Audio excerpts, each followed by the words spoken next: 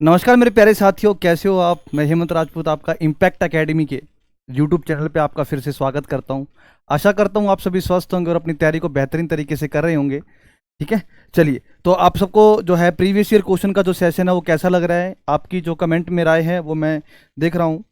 तो दोस्तों हमारे जो एचएसएससी के प्रीवियस ईयर क्वेश्चन है, ये ना सिर्फ हम हिस्ट्री, ज्योग्राफी, पॉलिटी, इकोनॉमिक्स के पॉइंट ऑफ व्यू से पढ़ेंगे, बल्कि ये भी जानने की कोशिश करेंगे कि एग्जामिनर की मानसिकता क्या है, कि एग्जामिनर जो है वो क्या चाहता है, कि अगले टॉपिक से वो क्या क्या क्वेश्चन पूछ सकता है। तो हमें इस हिसाब से पढ़ना होगा। ठीक है, चलिए तो दोस्तों हम अपना टाइम वेस्ट ना करते हुए हम आज के पहले क्वेश्चन पर आते हैं।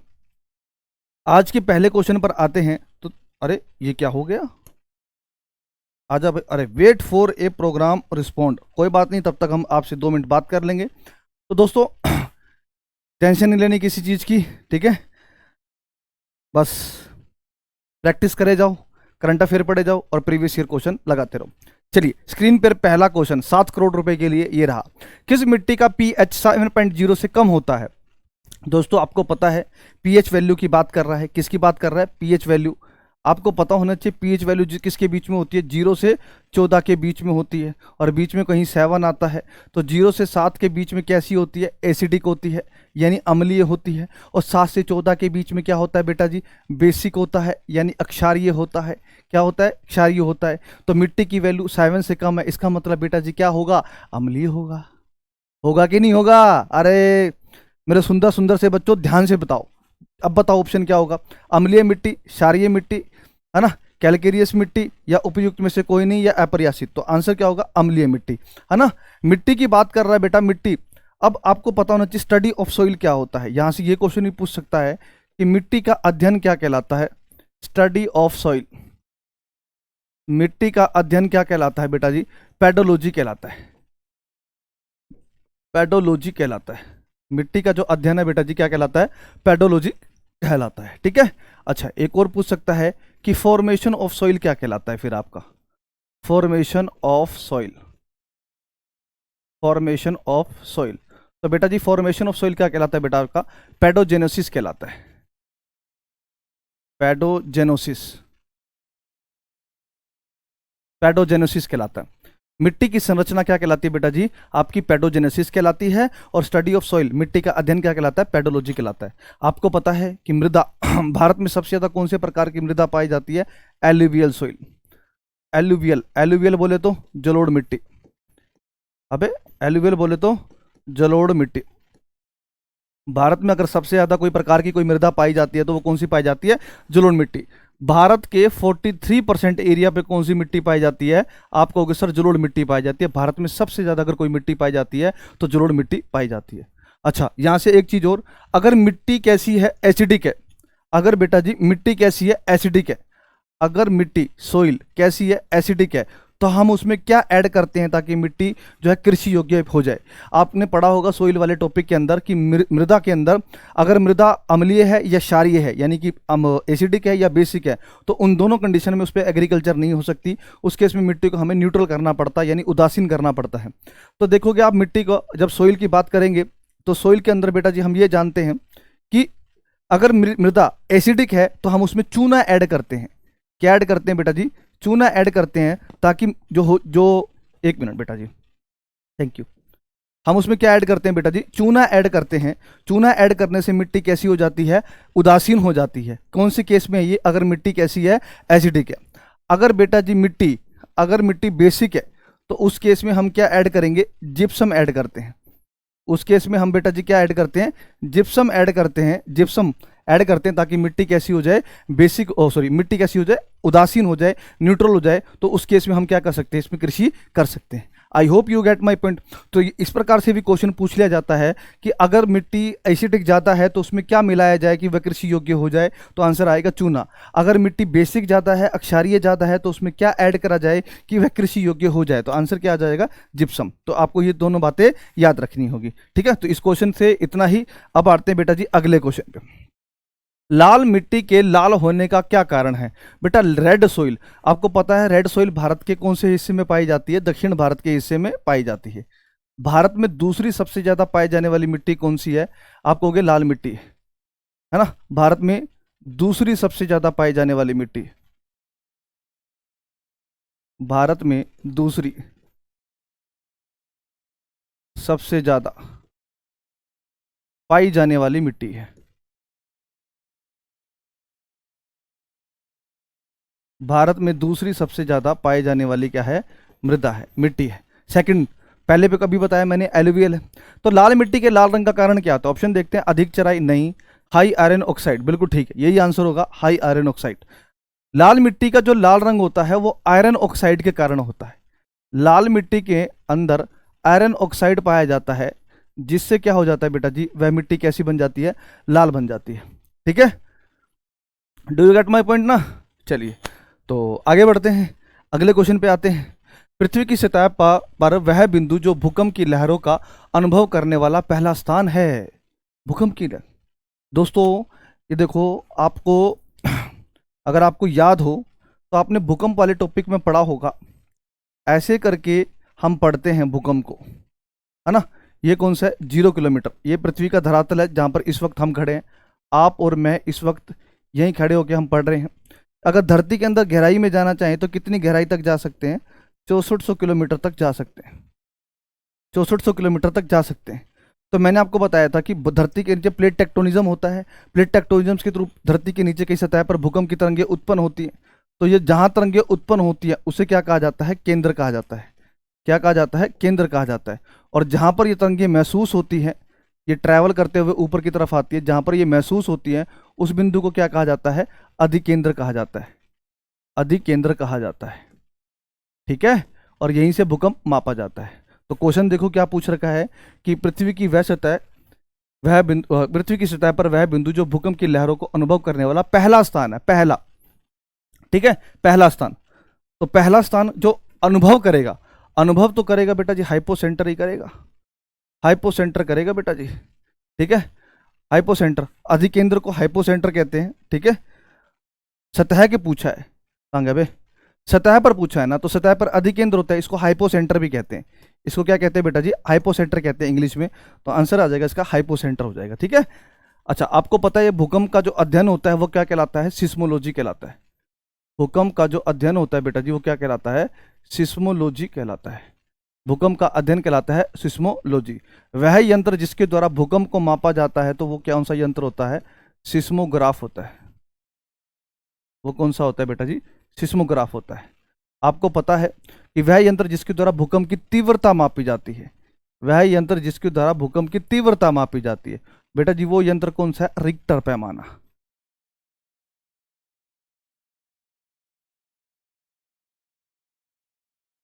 वो कौन सा यंत्र होगा बेटा, रिक्टर पैमाना होगा। ठीक है, कैसे, है ना। एक बार कमेंट करके बताओ कि आपको समझ आ रहा है। इतने में मैं एक सिप चाय का पी लेता हूं।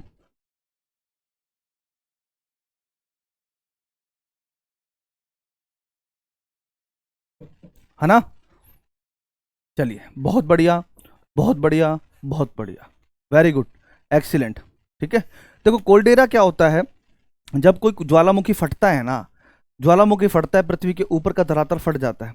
अगर वो जो ऊपर का धरातल अगर बड़े, जो ऊपर का धरातल है बड़े स्केल में फटा है, यानी एरिया जो है वो बहुत ज्यादा फटा है, तो उसको कोल्डेरा कहते हैं। आई बात समझ में। ठीक है, चलिए अगले क्वेश्चन पे आ जाइए, अगले क्वेश्चन पे आ जाइए बेटा जी। नागार्जुन सागर बांध बना हुआ है, नागार्जुन सागर बांध, बेटा नागार्जुन सागर बांध बना हुआ है कृष्णा नदी पर। किस पे बना हुआ है, कृष्णा नदी पर बना हुआ है।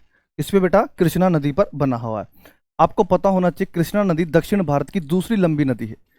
कृष्णा नदी पर दो बांध बने हुए हैं, एक बना हुआ है आपका अलमट्टी बांध, एक बना हुआ है बेटा जी आपका अलमट्टी बांध, और दूसरा कौन सा बना हुआ है बेटा जी, नागार्जुन सागर बांध।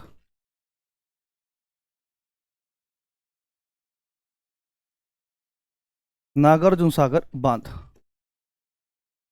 नागार्जुन सागर बांध, दो बने हुए हैं। ठीक है, आपको पता होना चाहिए कृष्णा नदी, कृष्णा नदी, कृष्णा नदी, आपको पता होना चाहिए कि जो मूसी नदी है वो इसकी सहायक नदी है, और इसी मूसी नदी के किनारे ही क्या है आपका, हैदराबाद शहर बसा हुआ है, जहां पर चार मीनार है। ठीक है, जहां पर चार मीनार है। ठीक है बेटा जी, चलिए आगे बढ़ते हैं। ये तो आंसर हो गया इसका। अगला देख लेते हैं, बाकी नदियों के बारे में ही पढ़ लेते हैं। आपको गोदावरी नदी के बारे में पता होना चाहिए कि दक्षिण भारत की सबसे लंबी नदी है। जो गोदावरी नदी है दक्षिण भारत की सबसे लंबी नदी, दक्षिण भारत की सबसे लंबी क्या है, नदी है। कितनी लंबी है? 1465 किलोमीटर। अबे ये क्या हो गया? अरे 1465 किलोमीटर, ठीक है। गोदावरी नदी। कावेरी नदी क्या है बेटा? कावेरी नदी के बारे में इंपॉर्टेंट ये है, दक्षिण भारत की इकलौती सदाबहार नदी, दक्षिण भारत की इकलौती सदाबहार नदी। देखो सदाबहार नदी क्या होती है? ऐसी नदी जो पूरा की पूरा साल बहती हो, ऐसी नदी जो पूरा की पूरा साल क्या करती हो, बहती हो, वो नदी क्या कहलाती है बेटा जी? सदाबहार नदी कहलाती है, ठीक है। ऐसी नदी जो पूरा की पूरा साल क्या करती हो, बहती हो, ऐसी नदी क्या कहलाती है बेटा जी? सदाबहार नदी कहलाती है, ठीक है। अब दक्षिण भारत में की इकलौती सदाबहार नदी कौन सी है? कावेरी नदी है। अच्छा एक और बात, कावेरी नदी जो है इसको दक्षिण भारत की गंगा कहा जाता है। कावेरी नदी को क्या कहा जाता है? दक्षिण भारत की गंगा, दक्षिण भारत की गंगा कहा जाता है। जबकि गोदावरी को क्या कहा जाता है बेटा? गोदावरी को कहा जाता है दक्षिण गंगा के नाम से। गोदावरी को किस नाम से जाना जाता है? दक्षिणी गंगा के नाम से जाना जाता है ना। अच्छा कावेरी नदी पर एक चीज और याद रखना, कावेरी नदी पर एक चीज और याद रखनी है आपको कि कावेरी नदी पर एक वाटरफॉल है, उस वाटरफॉल का नाम क्या है? शिवम समुद्रम जलप्रपात। शिवम समुद्रम जलप्रपात, शिवम समुद्रम जलप्रपात, ठीक है। नर्मदा नदी जो है, आप देखोगे नर्मदा नदी के बारे में इंपॉर्टेंट पॉइंट क्या है कि ये पश्चिम की ओर बहने वाली सबसे लंबी नदी है। पश्चिम दिशा की ओर बहने वाली लंबी नदी, पश्चिम की ओर बहने वाली, पश्चिम की ओर बहने वाली लंबी नदी। कितनी लंबी है बेटा जी? ये यह नदी 1312 किलोमीटर है। यह नदी कितने किलोमीटर है बेटा? 1312 किलोमीटर। नर्मदा नदी, इस नर्मदा नदी बहुत बहुत बहुत बहुत इंपॉर्टेंट है। इसमें बेटा जी दो जलप्रपात हैं, एक है कपिल धारा जलप्रपात, एक है बेटा जी कपिल धारा जलप्रपात, और एक है बेटा जी धुआंधार जलप्रपात। धुआंधार जलप्रपात, ठीक है। कौन सा है? धुआंधार जलप्रपात, ठीक है। बेटा जी कोई डाउट हो तो नीचे कमेंट सेक्शन में पूछ सकते हो आप, ठीक है। नर्मदा नदी पर दो जलप्रपात हैं, एक कपिल धारा जलप्रपात है और एक धुआंधार जलप्रपात है, ठीक है। कपिल धारा जलप्रपात है और धुआंधार जलप्रपात है। इस पे एक बड़ा इंपॉर्टेंट डैम बना हुआ है नर्मदा पर, उस डैम का नाम क्या है? सरदार सरोवर बांध। सरदार सरोवर बांध, सरदार सरोवर बांध कौन सी नदी पर बना हुआ है? नर्मदा नदी बना हुआ है। तो इतनी सब बातें तो नदी के बारे में इंपॉर्टेंट होनी चाहिए। एक और बात को बता दूं कि जो भारत की सबसे लंबी नदी है बेटा जी, वो कौन सी है? गंगा नदी है। आपको एक चीज आपको यहाँ पर डाउट होगी कि मैंने यहाँ लिखा है कावेरी के बारे में दक्षिण, क्या लिखा है? दक्षिण भारत की गंगा, और जबकि मैंने गोदावरी के बारे में क्या लिखा है बेटा? आपको दक्षिण गंगा। आपको कि सर इसका मतलब, इसका मतलब यह देखो, भारत की सबसे लंबी नदी का नाम क्या है बेटा? गंगा नदी। भारत की सबसे लंबी नदी का नाम क्या है बेटा जी? गंगा नदी है। और दक्षिण भारत की सबसे लंबी नदी का नाम क्या है बेटा जी? गोदावरी नदी है। तो लेंथ के वाइज हमने नदी का कंपैरिजन किया है, इसीलिए गोदावरी नदी को दक्षिण गंगा कहते हैं, ठीक है। अब दूसरा पॉइंट, भारत की सबसे लंबी सदाबहार नदी कौन सी है? आंसर गंगा ही फिर से। भारत की सबसे लंबी सदाबहार नदी कौन सी है? फिर से गंगा। दक्षिण भारत की सबसे लंबी सदाबहार नदी कौन सी है? उसका आंसर आएगा कावेरी। तो सदाबहार मतलब पूरा साल बहने वाली नदी, तो इसीलिए हमने कावेरी को क्या कहा है? दक्षिण भारत की गंगा कहा है। क्या कहा है बेटा जी? दक्षिण भारत की गंगा कहा है। आई होप आपको ये बात समझ आ गई होगी, क्लियर है। चलिए आगे बढ़े, एक स्टेप और आगे बढ़ते हैं। आई थिंक नदियों के बारे में इतना बहुत कुछ आपको समझ आ जानी चाहिए और आ चुका होगा, ठीक है।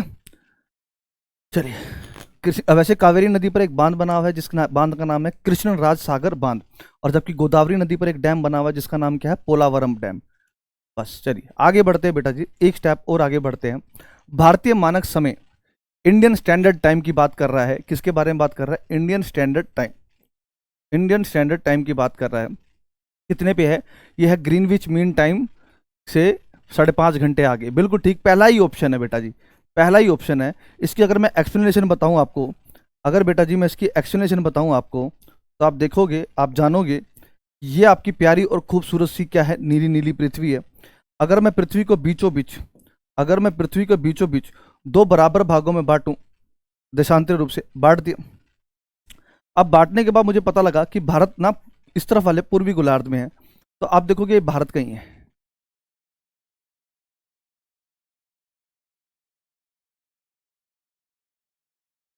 कहीं ऐसे करके भारत। अब आप बेटा जी देखोगे भारतीय मानक समय जो रेखा है, कौन सी बेटा? भारतीय मानक समय रेखा है। भारतीय मानक समय रेखा आप देखोगे बेटा जी, ये रंग दिख जाएगा यहाँ पर, हाँ दिख रहा है, बिल्कुल दिख रहा है। तो आप देखोगे तो भारतीय मानक समय रेखा कुछ यहाँ से ऐसे गुजर रही है। ये भारतीय मानक समय रेखा है। कितने डिग्री पे खींची गई है बेटा जी? आप कहोगे ये खींची गई है 82.5 डिग्री ईस्ट पे खींची गई है। आप कहोगे ईस्ट क्यों आया? क्योंकि भारत पूर्वी गोलार्ध में है। देशांतरी रूप से कौन से गोलार्ध में? पूर्वी गोलार्ध में है। ठीक है। अब भारतीय मानक समय देखा, अब देखो ये जो बीच वाली रेखा खींची है नीले वाली, ये 0 डिग्री रेखा है, 0 डिग्री लाइन है। इसको क्या कहा जाता है? प्राइम मेरिडियन लाइन या ग्रीनविच लाइन भी कहा जाता है। अब यहां से देखो यहां तक, आप देखो कि कितना है? 82.5 डिग्री का अंतर है। तो आपको मैंने बताया था पृथ्वी को 1 डिग्री घूमने में कितने मिनट का समय लगता है। कल वाली क्लास में मैंने आपको बताया था कि 4 मिनट का समय लगता है, मैंने प्रूफ करके बताया था। तो दोबारा से बेटा जी प्रूफ तो बनता ही नहीं है ना। तो आप एक चीज ध्यान से जानेंगे, एक चीज ध्यान से समझेंगे। तो 82.5 डिग्री घूमने में कितना समय लगेगा? तो 82.5 डिग्री को अगर मैं मिनटों में कन्वर्ट करूं तो 4 से गुना करेगा, कितना आएगा? 4×5 = 20, हासिल लगा 2, 4×2 = 8, 9 और 1 10, हासिल लगा 1, 4 8 32 और 1 33। किससे आ गया? 330 मिनट आ गया। और बेटा जी आपको पता है 330 मिनट किसके बराबर होता है? 5 घंटा 30 मिनट के बराबर होता है। 5 घंटा 30 मिनट के बराबर होता है। ये पृथ्वी का क्या है? पश्चिम है। ये पृथ्वी का क्या है? पूरब है। और आपको पता है पृथ्वी कैसे घूम रही है? पश्चिम से पूरब की ओर घूम रही है ना। तो इसलिए भारत का टाइम इस तरफ चलता है, आगे की तरफ, पॉजिटिव। तो इसलिए इसके नाम के पीछे आगे क्या आ जाएगा? 5.5 घंटे आगे। तो भारतीय मानक समय जो है वो ग्रीनविच से कितना घंटे आगे है? 5.5 घंटे आगे है। मैंने आपको प्रूफ करके दिखाया है, तो बेटा जी आपको याद होने चाहिए। ठीक है। तो ग्रीनविच मीन टाइम जो है अपने जो है भारतीय मानक समय ग्रीनविच मीन टाइम से यानी जीएमटी से, जीएमटी की फुल फॉर्म होती है ग्रीनविच मीन टाइम, तो यहां से 5.5 घंटे आगे। आई होप आपको बेटा जी समझ आ गया होगा। आईएसटी का मतलब होता है इंडियन स्टैंडर्ड टाइम, भारतीय मानक समय। ठीक है, do you get my point? चलिए आगे बढ़ते हैं, अगले क्वेश्चन पे बढ़ते हैं बेटा जी। कोई डाउट हो तो बेटा जी कमेंट सेक्शन में, क्लास ऑफ होने के बाद आपको कमेंट सेक्शन में बताना है कि सेशन कैसा लगा, और कोई भी डाउट हो तो बेटा वहां लिख सकते हो, नहीं तो अगली क्लास में आप पूछ सकते हो। ठीक है, चलिए, नहीं तो मैं एक्सप्लेन कर दूंगा। भारत की मुख्य भूमिका दक्षिणतम, मुख्य भूमिका पूछ रखा है बेटा जी, ध्यान देना इस शब्द पे, मुख्य भूमिका दक्षिणतम अक्षांश क्या है? तो मुख्य भूमिका बेटा जी दक्षिण, देखो हरियाणा क्लर्क में पेपर आया हुआ है, कब? 2016 के अंदर। कब बेटा जी? 2016 के अंदर। तो हरियाणा कह रहा हूँ, भारत की मुख्य भूमिका दक्षिणतम अक्षांश आएगा बेटा जी 8 डिग्री 4 मिनट नॉर्थ पे आएगा। आपको बेटा जी पता होना चाहिए इस बारे में, कुछ इस प्रकार से जो है,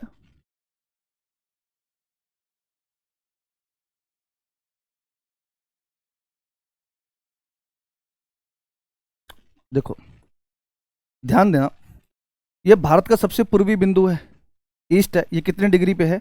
97 डिग्री 25 मिनट ईस्ट है। ये भारत का सबसे पश्चिमी बिंदु है, कितने डिग्री पे है? 97 डिग्री 25 मिनट ईस्ट पे। ये भारत का सबसे पूर्वी बिंदु है, 37 डिग्री 6 मिनट नॉर्थ है। ये भारत का मुख्य भूमि का दक्षिणतम बिंदु है, कितने डिग्री पे? 8 डिग्री 4 मिनट नॉर्थ पे। आपको अच्छे से पता है, बिल्कुल खूबसूरत तरीके से पता है कि भारत का क्या है, यहाँ पर अंडमान निकोबार द्वीप समूह है। और अंडमान निकोबार द्वीप समूह का, अंडमान निकोबार द्वीप समूह का यहाँ पर जो भारत का सबसे दक्षिणतम बिंदु है वो कितने डिग्री पे है? 6 डिग्री 4 मिनट नॉर्थ पे। आपको अच्छे से पता है। ठीक है, तो भारत का सबसे पूर्वी बिंदु कितने डिग्री पे है? 97 डिग्री 25 मिनट ईस्ट पे। इस जगह का नाम क्या है बेटा जी? किबीथू है। इस जगह का नाम क्या है बेटा जी? किबीथू है। ठीक है। भारत का सबसे पश्चिमी बिंदु 97 डिग्री 25 मिनट पे ईस्ट पे है। इसका नाम क्या है बेटा? गोहर मोती। गोहर मोती या गुहर मोती भी कहा जाता है। भारत का सबसे उत्तरी बिंदु 37 डिग्री 6 मिनट नॉर्थ पे है। ये इसका नाम क्या है बेटा? इंदिरा कोल है। इस जगह का नाम है बेटा जी इंदिरा कोल। ठीक है। और ये भारत का मुख्य भूमि का दक्षिणतम बिंदु है। इसका नाम है केप कैमोरिन। ये कन्याकुमारी के अंदर है। केप कैमोरिन राज्य पड़ता है तमिलनाडु। कितने डिग्री पे है? 8 डिग्री 4 मिनट नॉर्थ पे है। और भारत का सबसे दक्षिणतम बिंदु ये वाला कितने डिग्री पे है? डिग्री मतलब 6 डिग्री 4 मिनट नॉर्थ पे है। क्या नाम है इसका? नाम इंदिरा पॉइंट है। इसका नाम है बेटा जी इंदिरा पॉइंट। इसका नाम है बेटा जी इंदिरा पॉइंट। ठीक है। इंदिरा पॉइंट बेटा जी इसका नाम है। ये सबके नाम है। अब यहां से देखना, ये भारत की मुख्य भूमि है। द्वीप तो मुख्य भूमि से अलग है ना पानी में। तो मुख्य भूमि का दक्षिणतम बिंदु पूछा था, तो क्या कितने डिग्री पे? 8 डिग्री 4 मिनट नॉर्थ पे है। ये अक्षांश है और यही मैंने आपको आंसर बताया है। यही मैंने बेटा जी आपको आंसर बताया है। तो उसके साथ साथ आपको ये भी क्या पता आपके एग्जाम में ये देखने को मिल जाए, भारत का सबसे पूर्वी बिंदु कितने डिग्री पे है? 97 डिग्री 25 मिनट ईस्ट पे है। भारत के सबसे पूर्वी बिंदु का नाम क्या है? किबिथु है। भारत के सबसे पश्चिमी बिंदु कितने डिग्री पे है? आपको सर 97 डिग्री 25 मिनट ईस्ट पे है ना? क्या नाम है? गोहर मोती है। भारत का सबसे उत्तरी बिंदु कितने डिग्री पे है? 37 डिग्री 6 मिनट नॉर्थ पे है। क्या नाम है? इंदिरा कोल है। भारत का मुख्य भूमि का दक्षिणतम बिंदु क्या नाम है? केप कैमोरिन है। कितने डिग्री पे है? 8 डिग्री 4 मिनट नॉर्थ पे है। ठीक है। भारत का सबसे दक्षिणतम बिंदु का नाम क्या है? इंदिरा पॉइंट। कितने डिग्री पे है? 6 डिग्री 4 मिनट नॉर्थ पे। आशा करता हूं आपको सही तरीके से एक्सप्लेनेशन समझ आ गई होगी, है ना? तो दोस्तों आगे बढ़ते हैं, अगले क्वेश्चन पे आते हैं। हाँ, एक बात और बता दूं, इस जो ये जितनी भी मैं आपको एक्सप्लेनेशन दे रहा हूं, इसकी आपको जो टेलीग्राम है इम्पैक्ट एकेडमी के टेलीग्राम चैनल पे आपको उपलब्ध हो जाएगी। तो आप अपना समय ना गंवाएं, तुरंत टेलीग्राम के ऊपर इम्पैक्ट एकेडमी का टेलीग्राम चैनल सर्च करिए और हमें ज्वाइन कीजिए, और वहां पर आपको ये पीडीएफ जो विद एक्सप्लेनेशन है आपको उपलब्ध हो जाएगी। ठीक है। तो आप लिखने पे अपना समय व्यर्थ ना करिए, वहां पर आपको पीडीएफ मिल जाएगी, आप सिर्फ समझिए, आप समझिए। ठीक है बेटा जी। चलिए, ये एचएसएससी जो है एग्रीकल्चर इंस्पेक्टर का क्वेश्चन है, मिट्टी विभाग परीक्षा 2017 प्रथम पाली का। जल डमरू पूछ रखा है बेटा। जल डमरू को इंग्लिश में कहते हैं स्ट्रेट। क्या कहते हैं बेटा? स्ट्रेट। इसको कहते हैं बेटा जी स्ट्रेट, है ना? जल संधि भी कह देते हैं। ये कहता है जल डमरू है भारत और श्रीलंका के बीच में। बेटा भारत और श्रीलंका के बीच में कौन सी जल संधि है? जल संधि मतलब जल डमरू कौन सी है? पाक जल संधि है। अच्छा, यहां से देखो ये वाली जल संधियां हैं, ये बड़ी ही इंपॉर्टेंट है, ये बहुत ही इंपॉर्टेंट है। तो बाकियों को भी एक्सप्लेन कर देते हैं। तो ये तो मैंने बता दी, इसका आंसर पाक जल संधि है। अब मलक्का देखो, मलक्का जल संधि जो है, मलक्का जल संधि जो है, ये आप देखोगे इंडोनेशिया और मलेशिया के बीच में है। ये जो जल संधि है बेटा जी, इंडोनेशिया व मलेशिया के बीच में, इंडोनेशिया व मलेशिया के बीच में है। आपको पता होना चाहिए मलक्का जल संधि जो है ये विश्व की सबसे लंबी जल संधि है। विश्व की सबसे लंबी जल संधि है।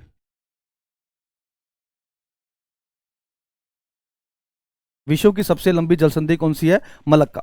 देखो सुंडा है, ये सुंडा नहीं है, सुंडा है। इंग्लिश में सुंडा कहते हैं, SUNDA। सुंडा जल संधि, देखो इसको मैं अलग ही पीपीटी पे समझा देता हूं। सुंडा स्ट्रेट, सुंडा जल संधि, सुंडा स्ट्रेट। बेटा जी सुंडा जो स्ट्रेट है, सुंडा जल संधि है, किसके किसके बीच में है? आप कहोगे सर सुमात्रा द्वीप,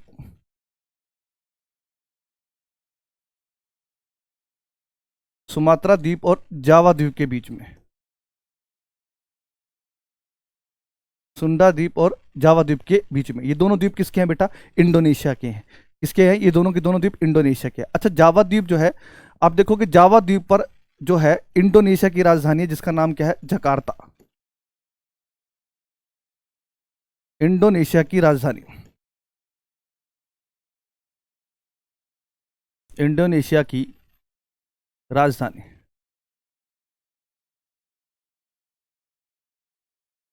इंडोनेशिया की राजधानी है ना? अच्छा, जावा द्वीप को बेटा जी आपको पता होना चाहिए मधुमक्खी का छत्ता भी कहा जाता है। जावा द्वीप को क्या कहा जाता है बेटा? मधुमक्खी का छत्ता।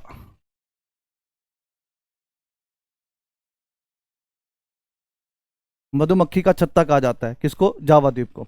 अच्छा, इंडोनेशिया को एक पॉइंट और कहा जाता है, याद रखना।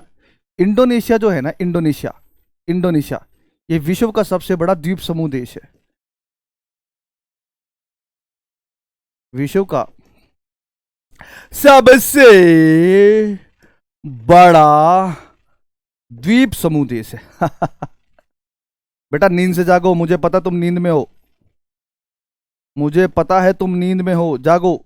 विश्व का सबसे बड़ा द्वीप समूह देश छोटे छोटे छोटे छोटे छोटे द्वीपों से मिलकर बना है। ठीक है, छोटे छोटे द्वीपों से मिलकर बना है ना, इसलिए इसको क्या कहते हैं, ये द्वीप समूह देश है। क्या है? द्वीप समूह देश है, विश्व का सबसे बड़ा। उसके अलावा आप देखोगे बांस जल संधि, देखोगे श्रीलंका ऑस्ट्रेलिया के अंदर है। जो बांस जल संधि है बेटा, बांस, ये ऑस्ट्रेलिया के है। आप देखोगे बांस जल संधि जो है, आप देखोगे ये ऑस्ट्रेलिया,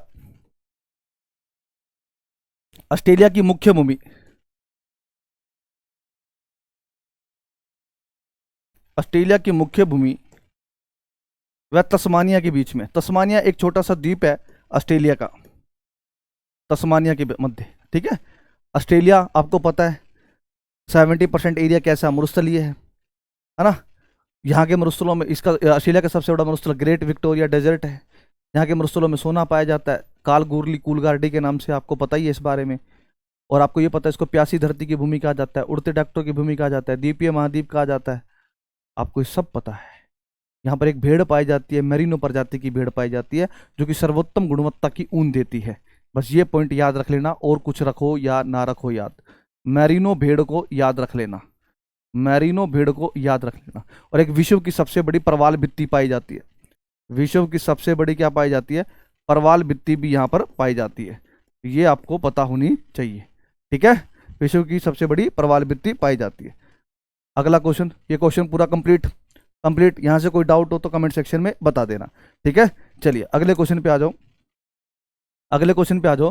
प्रायद्वीपीय भारत की सबसे ऊंची चोटी कौन सी है? देखो आपको पहली बात तो ये पता होना चाहिए प्रायद्वीपीय भारत होता क्या है। देखो कुछ बच्चे होते हैं कि पूरी की पूरी ज्योग्राफी निपट जाती है, पर उनको ये पता नहीं चलता कि प्रायद्वीपीय भारत होता क्या है। तो मैं आपको बता दूं प्रायद्वीपीय भारत होता क्या है, ध्यान से देना। देखो इस तरफ है आपका अरब सागर, इस तरफ है आपका बेटा जी अरब सागर, इस तरफ आपकी बंगाल की खाड़ी,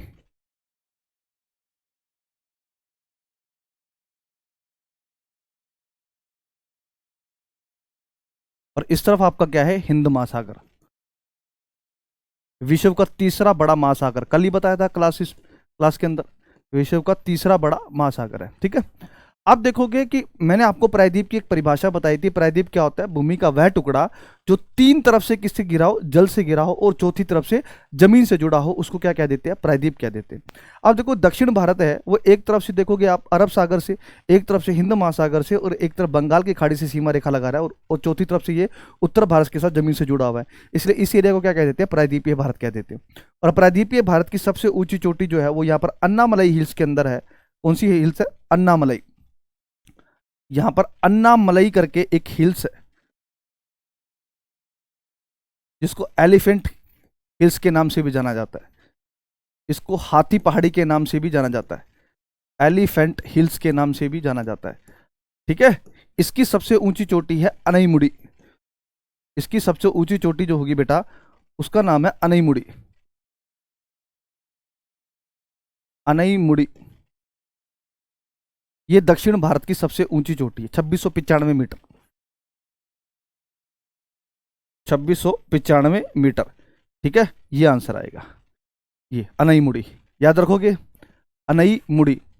अन्नामलई हिल्स की सबसे ऊंची चोटी है, अन्नामलई हिल्स की क्या है बेटा जी? सबसे ऊंची चोटी है, और ये दक्षिण भारत की सबसे ऊंची चोटी है, याद रखना, दक्षिण भारत की सबसे ऊंची चोटी, दक्षिण भारत की सबसे ऊंची चोटी, दक्षिण भारत की सबसे ऊंची चोटी क्या है? ठीक है, तो इसका आंसर क्या हो जाएगा बताओ? अनईमुड़ी। ठीक है, अनईमुड़ी। अच्छा, दोदा बेटा को भी हम एक्सप्लेन करेंगे, दोदा बेटा भी इंपॉर्टेंट है। दोदा बेटा इसलिए इंपॉर्टेंट है बेटा जी क्योंकि दोदा बेटा जो है ये दक्षिण भारत की दूसरी ऊंची चोटी है। दोदा बेटा जो है बेटा ये दक्षिण भारत की यह है दक्षिण भारत की दूसरी ऊंची चोटी है। अच्छा, ये तोता बेटा किसकी ऊंची चोटी है? नीलगिरी हिल्स की। नीलगिरी हिल्स की।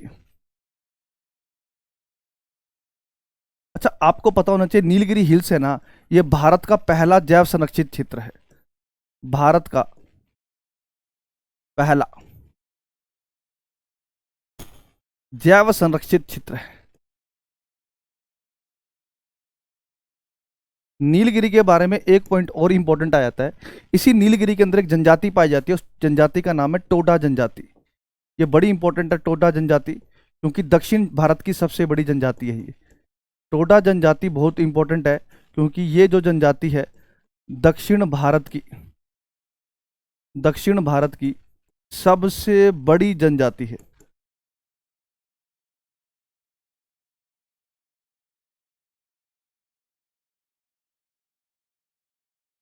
दक्षिण भारत की क्या बेटा जी, ये सबसे बड़ी जनजाति है, याद रखिएगा, भूलना नहीं है।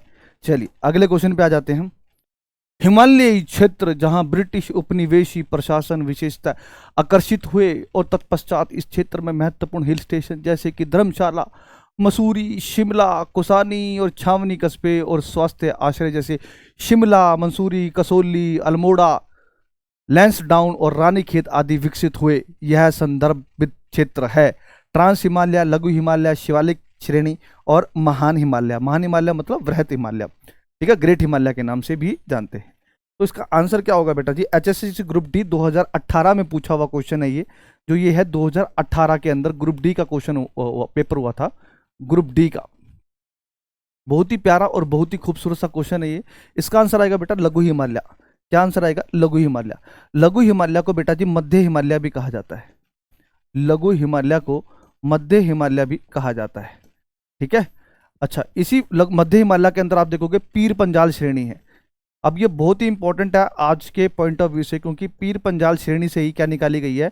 ट्रेनें निकाली गई हैं, जहां से देखोगे आप श्रीनगर की तरफ जा रही है, और आपको चिनाब नदी के ऊपर जो ब्रिज बना हुआ है वो पीर पंजाल श्रेणी को ही पार करके जो है क्रॉस कर रहा है, ठीक है। उसके बाद वो ब्रिज बनाया गया है, विश्व का सबसे ऊंचा देखोगे आप वो केबल ब्रिज है। वो मतलब जो माउंटेन जिस क्रॉस करके ट्रेन जा रही है वो पीर पंजाल को ही क्रॉस कर रही है, ठीक है। J&K में पीर पंजाल माउंटेन के नाम से इसके जाना जाता है। मध्य हिमालय की जो औसत हाइट होती है वो 3700 मीटर से लेकर 3700 मीटर से लेकर कब तक है?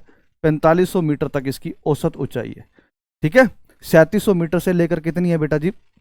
3700 मीटर से लेकर कितनी है बेटा जी? 4500 मीटर इसकी औसत ऊंचाई है, ठीक है। हिमाचल प्रदेश के अंदर इसको धौलाधर के नाम से जाना जाता है, उत्तराखंड के अंदर मसूरी और नागटिब्बा के नाम से जाना जाता है, और नेपाल में इसे महाभारत श्रेणी के नाम से जाना जाता है। ये अलग अलग एरिया में अलग अलग नाम से जाना जाता है, वहाँ के ये लोकल नाम हो गए हैं। जम्मू कश्मीर में पीर पंजाल, हिमाचल प्रदेश में धौलाधर श्रेणी के नाम से, और उत्तराखंड में दो नाम है, मंसूरी श्रेणी के नाम से और नागटिब्बा के नाम से। और आप देखोगे जी, जानोगे जी, हाँ क्या? नेपाल। नेपाल में इसे किस नाम से जाना जाता है? अरे मेरे दोस्त, मेरे भाई, समझ इस बात को ध्यान से, तेरा ध्यान नहीं है क्लास में, ध्यान से सुन। नेपाल में इसे महाभारत श्रेणी के नाम से जाना जाता है, ठीक है। चलिए, तो ट्रांस हिमालय जो है इसको एशिया की रीढ़ कहा जाता है, ट्रांस हिमालय को, ये भी आप याद रखना, ठीक है। अगले क्वेश्चन पे आते हैं। चिल्का झील है, चिल्का झील आपको अच्छे से पता है ये कहां पर है बेटा जी? उड़ीसा के अंदर है। चिल्का झील कहां पर है बेटा? उड़ीसा के अंदर है। चिल्का झील जो है ये भारत की सबसे बड़ी खारे पानी की झील है। चिल्का झील जो है बेटा भारत की सबसे बड़ी खारे पानी की झील है। चिल्का झील भारत की सबसे बड़ी खारे पानी की झील है।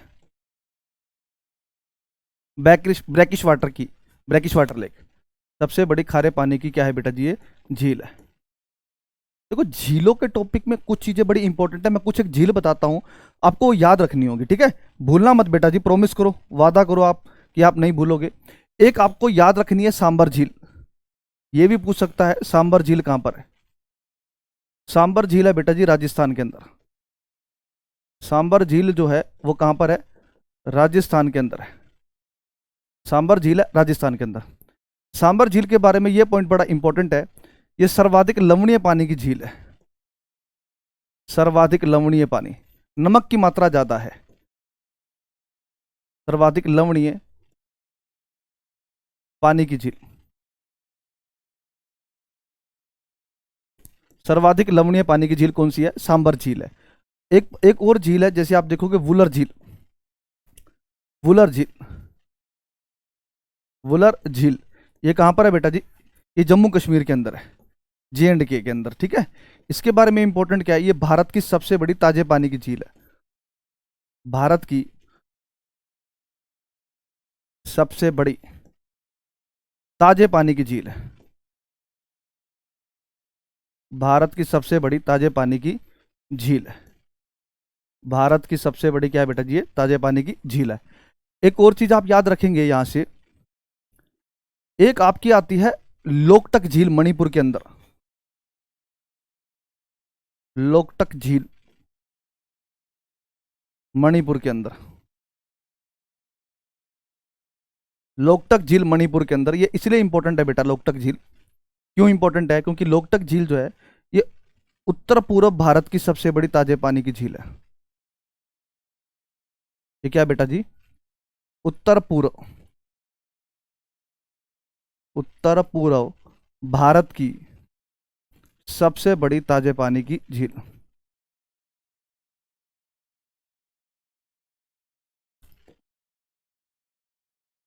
उत्तर पूर्व भारत की सबसे बड़ी ताजे पानी की क्या है? ये झील है।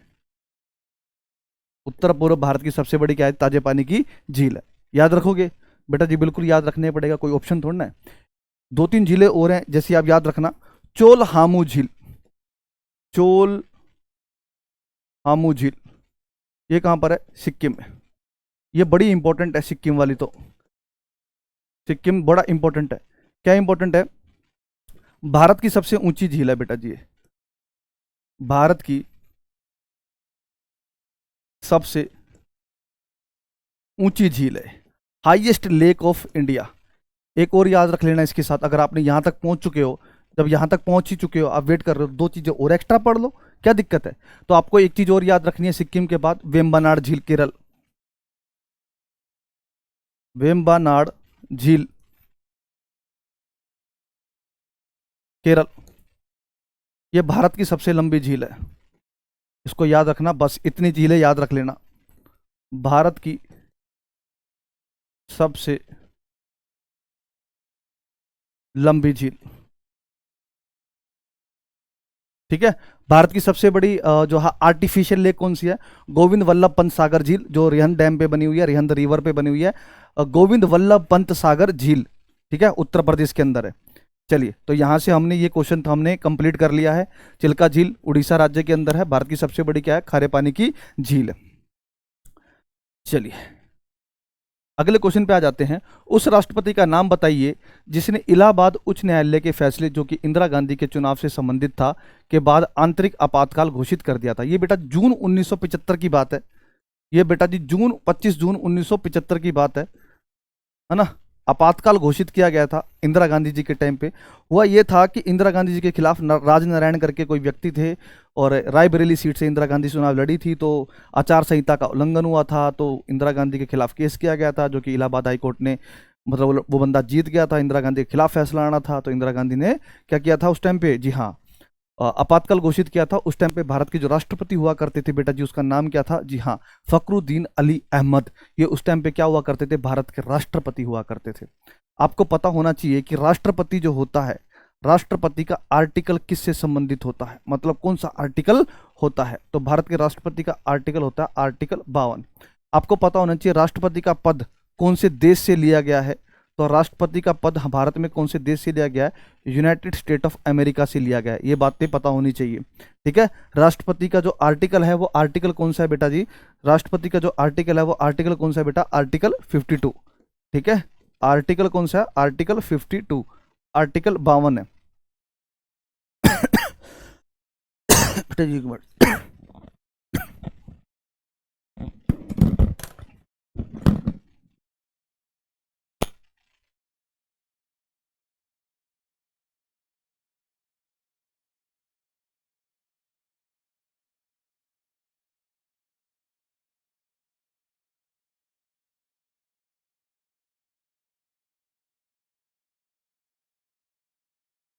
चलिए बढ़िया बेटा जी आगे। तो याद रखना आर्टिकल कौन सा होगा, आर्टिकल 52 हो जाएगा। चलिए अच्छा, भारत के पहले फर्स्ट राष्ट्रपति, पहले प्रेसिडेंट कौन थे, आपको पता होना चाहिए बेटा जी। पहले प्रेसिडेंट का नाम था डॉक्टर राजेंद्र प्रसाद। भारत के जो पहले राष्ट्रपति थे उसका नाम क्या था बेटा जी, डॉक्टर राजेंद्र प्रसाद। डॉक्टर राजेंद्र प्रसाद जो थे वो भारत के प्रथम क्या थे, राष्ट्रपति थे। प्रथम उपराष्ट्रपति कौन थे, सर्वपल्ली राधाकृष्णन जी। सर्वपल्ली राधाकृष्णन जी, जिनके हम 5 सितंबर को क्या मनाते हैं, टीचर्स डे मनाते हैं ना, वो इन्हीं के ही जन्मदिन पे ही मनाया जाता है। सर्वपल्ली राधाकृष्णन जी भारत के पहले क्या थे, वाइस प्रेसिडेंट थे, वीपी, याद रखना वाइस प्रेसिडेंट थे। अगले क्वेश्चन पे आओ, ये क्वेश्चन था, अच्छा ये, भारत का राष्ट्रपति बनने से पहले लोकसभा अध्यक्ष रह चुके वो व्यक्ति कौन थे। ऐसा राष्ट्रपति जो उससे पहले लोकसभा का अध्यक्ष था। देखो हुआ ये था कि इंदिरा गांधी जब प्रधानमंत्री बनी थी, तो इंदिरा गांधी जी जो है वो चाहती थी कि जो है के कामराज हुआ करते थे, जिनकी वजह से इंदिरा गांधी जो है प्रधानमंत्री बनी थी। और क्योंकि उन्होंने रिकमेंड किया था मंत्रिमंडल को कि इंदिरा को प्रधानमंत्री बना दिया जाए, तो इंदिरा गांधी जब बनी तो इंदिरा गांधी चाहती थी कि सब कुछ उनके हाथ में कंट्रोल होना चाहिए, तो वो कैबिनेट के अंदर उन बंदों को अपने पास रखा, मंत्रिमंडल में रखा जो इंदिरा की बात मानते थे। तो हुआ ये था कि इंदिरा गांधी चाहती थी कि भाई राष्ट्रपति भी जो है जो उनके रिकमेंडेड बंदा बने। तो एन संजीवा रेड्डी जो है ये पहले लोकसभा अध्यक्ष थे।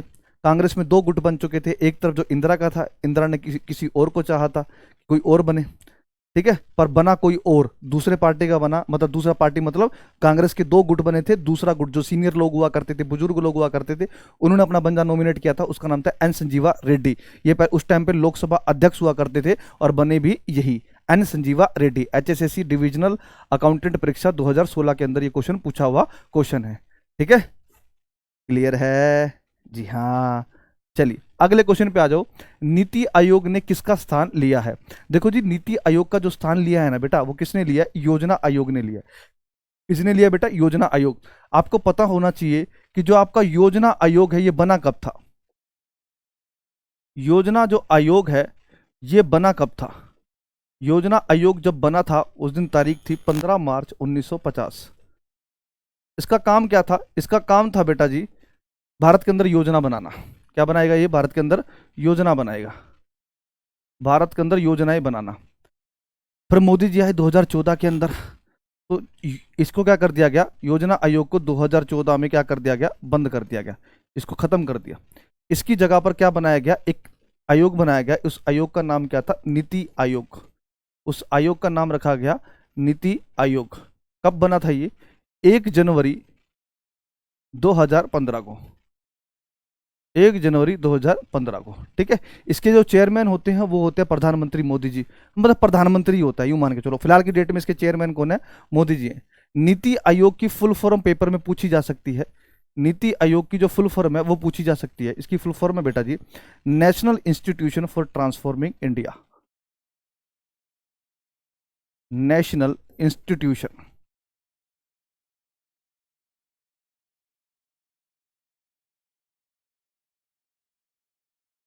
National Institution for Transforming India.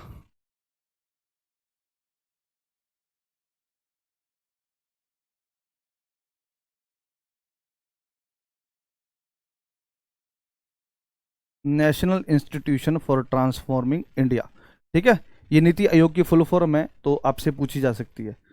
Clear है, योजना आयोग, वित्त आयोग आपको पता ही होगा, पर एनडीसी के बारे में नहीं पता होगा, राष्ट्रीय विकास परिषद, नेशनल डेवलपमेंट काउंसिल 1952 को बना था ये। तो ये भी क्या है कि ये भी प्लानिंग के अंडर में ही काम करता है, ये भी प्लानिंग से रिलेटेड संबंधित काम करता है, पर मेन इंपॉर्टेंट है नीति आयोग। नीति आयोग क्योंकि प्लानिंग जो कमीशन था, योजना आयोग था, इसको एबोलिश करके क्या बनाया गया था, 1 जनवरी 2015 को नीति आयोग बनाया गया था। नीति आयोग की फुल फॉर्म है national Institution for Transforming India, ठीक है बेटा जी, याद रखना, बड़ा ही खूबसूरत सा टॉपिक है ये। अगले क्वेश्चन पे आ जाओ, संसद के संयुक्त सत्र की अध्यक्षता कौन करता है? देखो इसमें आपको मैं, आप बेटा होमवर्क देते हैं, आपको होमवर्क, आप होमवर्क ही नहीं करते, गलत बात है बेटा जी। अगर आपको जब मैं कोई क्वेश्चन होमवर्क के लिए देता हूं तो कमेंट सेक्शन में बताया करो उसका, जब क्लास ऑफ हो जाती है तब कमेंट करना होता है, लाइव क्लास में नहीं करना होता। मेरा क्वेश्चन इसमें होमवर्क ये है कि मैं तो आपको ये बता रहा हूं कि ठीक है कि इसका आंसर कि लोकसभा अध्यक्ष करता है। पहली बात तो कौन करता है? लोकसभा अध्यक्ष करता है। मेरा क्वेश्चन ये है, कौन सा आर्टिकल ये सजेस्ट करता है कि संसद के दोनों सदनों की, यानी राज्यसभा और लोकसभा, है ना, उसकी अध्यक्षता कौन करेगा? ये लोकसभा अध्यक्ष करेगा। ये कौन सा आर्टिकल कहता है? एक और चीज याद रखना, यहां पर एक ट्रिक है, सरला। स बोले तो संसद, र बोले तो राज्यसभा, ल बोले तो लोकसभा। ये आर्टिकल से संबंधित है, याद रखना। संसद का आर्टिकल 79 है, राज्यसभा का आर्टिकल 80 है, और लोकसभा का आर्टिकल कौन सा है? 81 है। तो आपको याद रखना है कि संसद जो है वो 79। भारत की संसद कहाँ से ली गई है? आपको कि जो मैकेनिज्म है भारत की संसद का, ब्रिटेन से लिया गया है, अपर हाउस लोअर हाउस। तो राज्यसभा है, इसको अपर हाउस कहा जाता है। राज्यसभा जो है इसको क्या कहा जाता है? अपर हाउस कहा जाता है, और यह कभी भंग नहीं होती। जबकि लोकसभा को क्या कहा जाता है? लोअर हाउस कहा जाता है, और यह भंग हर 5 साल में हो जाती है। आप मुझे ये भी बताना कि अभी भारत की कौन सी लोकसभा चल रही है, कौन से नंबर की भारत की क्या चल रही है? लोकसभा चल रही है, ठीक है। उसके बाद सूचना अधिकार का अधिनियम कब मिला था बेटा जी? ये मिला था आपको 10वीं पंचवर्षीय योजना के अंदर, 10वीं पंचवर्षीय योजना के अंदर मिला था सूचना का अधिकार, 10वीं पंचवर्षीय योजना के अंदर मिला था। और आपको पता है 10वीं पंचवर्षीय योजना कब से कब तक थी? आप देखोगे 2002 से लेकर 2007 तक थी, और मैंने 2 क्लास पहले इसको बड़े डिटेल में बताया था। और देखो क्या क्वेश्चन आया हुआ है, सूचना का अधिकार। आंसर क्या आएगा? 2005। आंसर क्या आएगा बेटा? 2005। HSSC कांस्टेबल परीक्षा 23/12/2018 द्वितीय पाली के अंदर ये आया हुआ क्वेश्चन है, ठीक है, 2005। क्लियर है ना? चलिए बेटा जी आगे बढ़ते हैं, एक स्टेप और आगे बढ़ते हैं। भारत का पहला साइबर क्राइम जो पुलिस स्टेशन है कहाँ खोला गया है? भारत का पहला जो साइबर क्राइम पुलिस स्टेशन है बेटा जी कहाँ खोला गया है? तो आप जानोगे इसका आंसर जो होगा बेटा बेंगलुरु होगा। आपको एक बात पता होनी चाहिए, बेंगलुरु किसकी राजधानी है? It is the capital of Karnataka. यह कर्नाटक की राजधानी है। किसकी राजधानी है बेटा जी? यह कर्नाटक की राजधानी है, ठीक है। बेंगलुरु किसकी राजधानी है बेटा जी? कर्नाटक की राजधानी है, ये आपको पता होना चाहिए। कर्नाटक, आपको एक चीज और पता होना चाहिए, कर्नाटक जो है कॉफी के उत्पादन पे नंबर 1 है। कर्नाटक कॉफी के उत्पादन पे नंबर 1 है। कर्नाटक रेशम के उत्पादन में नंबर 1 पे है, ठीक है। आई बात समझ में? क्लियर है? कर्नाटक की सबसे ऊंची चोटी का नाम है कुद्रेमुख पर्वत। कुद्रेमुख पर्वत, कुद्रेमुख पर्वत। और आपको एक चीज और पता होना चाहिए, जो कुद्रेमुख पर्वत है यह जो है लौह अयस्क के लिए प्रसिद्ध है। यहां पर लौह अयस्क पाया जाता है, लौह अयस्क पाया जाता है। क्लियर है ना? बेंगलुरु। दिल्ली भारत की राजधानी है। कब बनाया गया था? 1911 में दिल्ली को भारत की राजधानी बनाया गया था। चेन्नई किसकी राजधानी है बेटा? तमिलनाडु की राजधानी है। चेन्नई जो है बेटा आपको पता होना चाहिए तमिलनाडु की राजधानी है, ठीक है। मुंबई किसकी राजधानी है बेटा जी? महाराष्ट्र की राजधानी है। और ये फाइनेंशियल कैपिटल ऑफ इंडिया है, भारत की वित्तीय राजधानी कहा जाता है मुंबई को। और ये कहां पर है? महाराष्ट्र की भी राजधानी है। It is the capital of Maharashtra. चलिए अगले क्वेश्चन। अकबर डैश का पुत्र था। अकबर किसका बेटा? मैंने आपको कल भी एक ट्रिक बताई थी भाजसा करके, मैंने कल भी आपको एक ट्रिक बताई थी भाजसा करके, बताई थी ना। बी बोले तो बाबर बताई थी, बी बोले तो बेटा बाबर बताई थी, एच बोले तो हुमायूं बताई थी। याद करो बेटा, ऐसे ही काम नहीं चलेगा। ए बोले तो अकबर, और जे बोले तो जहांगीर, ठीक है, शाहजहां और औरंगजेब। अकबर की बात करते हैं, अकबर किसका बेटा था? देखो, बाबर का बेटा हुमायूं, हुमायूं का बेटा अकबर, अकबर का बेटा जहांगीर, जहांगीर का बेटा शाहजहां, शाहजहां का बेटा औरंगजेब। ये था। तो या तो ये कह लो औरंगजेब का पापा शाहजहां, शाहजहां का पापा जहांगीर, जहांगीर का पापा अकबर, अकबर के पापा हुमायूं, हुमायूं के पापा बाबर, ऐसे करके। तो अकबर डैश का पुत्र था, तो अकबर हुमायूं का पुत्र था बेटा। किसका पुत्र था? हुमायूं का पुत्र था अकबर, ठीक है ना। याद रखोगे बेटा, याद रखना, करना पड़ेगा, ऐसे काम नहीं चलेगा, ठीक है। 1556 में अकबर सत्ता पे बैठ गया था जब सेकंड बैटल ऑफ पानीपत लड़ी थी। इसने किसके साथ? हेमू के साथ लड़ी थी, सेकंड बैटल ऑफ पानीपत, है ना। कब लड़ी थी अकबर ने सेकंड बैटल? कब लड़ी थी second battle of Panipat? Second battle of Panipat कब लड़ी थी? 1556 में, ठीक है, 1556 1556 के अंदर लड़ी थी। 1556 के अंदर लड़ी थी किसके बीच में? हेमू, बिटवीन हेमू एंड अकबर, जिसमें अकबर जीत गया था। पर अकबर पर खुद तो लड़ा नहीं था, पर इसका एक सेनापति हुआ करता था बैरम खान। बैरम खान वो लड़ा था और हालांकि ये जीत भी गया था और हेमू इस युद्ध में मारा जाता है। हेमू इस युद्ध में मारा जाता है। ठीक है, तो ये भी आपको याद रखना है। अकबर सत्ता पे बैठा था। अकबर के शासनकाल को हिंदी का स्वर्ण युग कहा जाता है। हिंदी का क्या कहा जाता है? स्वर्ण युग कहा जाता है। ठीक है, चलिए आगे बढ़ते हैं। करनाल का युद्ध देश के बीच हुआ था। तो करनाल का युद्ध पहली बात तो 1739 में हुआ था। ये करनाल का युद्ध नादिर शाह और मोहम्मद शाह रंगीला के बीच में हुआ था। इसमें रंगीला देख लो कहाँ है, मोहम्मद शाह, नादिर शेरा, नादिर शाह और मोहम्मद शाह रंगीला। इसको मोहम्मद शाह रंगीला कहते हैं। अब इसका नाम रंगीला नहीं था, इसकी हरकतें रंगीन थी। इसकी हरकतें कैसी थी? रंगीन थी। सवेरे उठ के लोग कुल्ला करते हैं, ब्रश करते हैं, दातुन करते हैं, है ना, गले की सफाई करते हैं, फिर जाके कुछ चाय पानी या नाश्ता करेंगे। ये निकम्मा सवेरे उठते ही दारू का पैक लगाता था। ठीक है, तो इसकी हरकतें अच्छी नहीं थी। ये थोड़ा ही करेक्टरलेस टाइप का बंदा था। तो और सबसे निकम्मा शासक हुआ ये मुगलों में। अगर आप देखोगे ये निकम्मा शासक हुआ करता था। ठीक है, तो मोहम्मद शाह जो रंगीला था, जो मोहम्मद शाह जो क्या कहते हैं रंगीला था, इसका वार हुआ था। ये जो नादिर शाह है ये ईरान से आया था। इसको ईरान का नेपोलियन भी कहा जाता है। इसको क्या कहा जाता है? ईरान का नेपोलियन। इसको ईरान का नेपोलियन भी कहा जाता है। ये आया था। नादिर शाह ने 57 दिन तक लूटपाट करी थी दिल्ली के अंदर। 57 दिन तक। कितने दिन तक बेटा जी? 57 दिन तक दिल्ली में लूटपाट करी थी। क्या करी थी? लूट करी थी। इस लूट में क्या ले गया था? ये मयूर सिंहासन ले गया था। मुगलों का जो गुरूर था उसी को उठा के ले गया, मयूर सिंहासन। प्लस में आपको लिखोगे कोहिनूर हीरा।